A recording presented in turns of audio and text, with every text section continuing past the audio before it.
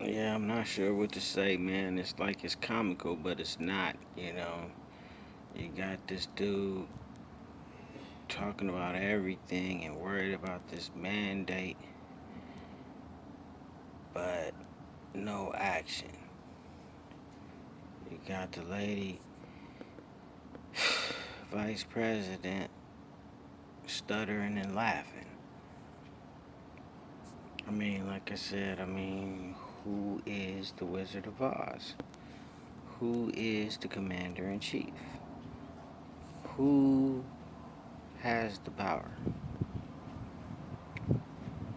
Who really is in charge of the puppets? Who's really running the Bert and Ernie show? Biden and Kamala. Who's behind the mask? If the veil has been removed, I didn't want to see Mark Milley behind it. Mark Milley supersedes the chief and commander, Biden, and the Biden administration, and he's not the president?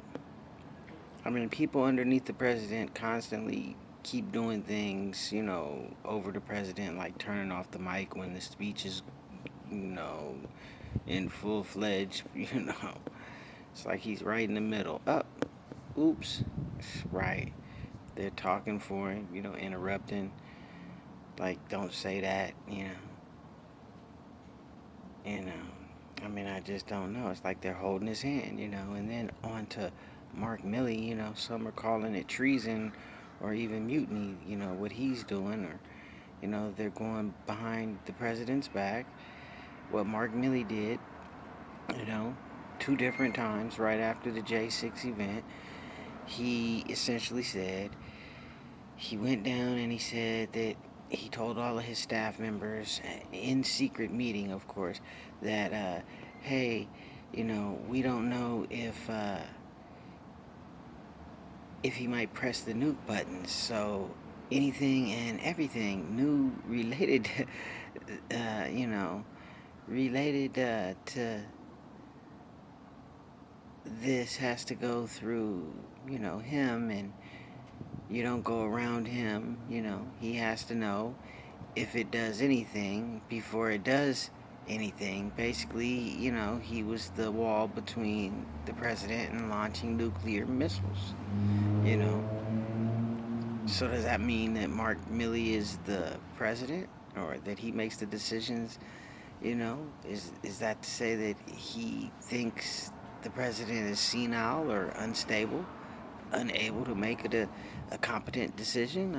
What does that say? You know, the same day he ended up calling China for, meaning Mark Milley, the same day ended up calling China for a second time. It's like the first time was 4 days before the time that he was calling. The fourth day before the main dropping of the ballot, he talked to China twice. Uh, he talked to their leaders and essentially guaranteed that he would call China if we were planning a surprise attack. He said he would actually call China first and let them know that we were going to attack. What the fuck? How is, I mean, what? How is Mark Milley making the president's decisions with the safety and security and the future of American people in his hands? I don't recall electing Milley for president, decisions of the state and by the nation by compromising with the enemy. And even giving vital intel, information, strategic moves step by step, as well as, what we will and won't do. You know what I mean? I mean,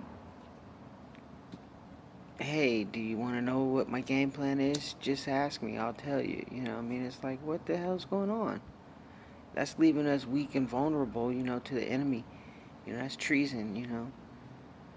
It's the highest of all crimes. Intentionally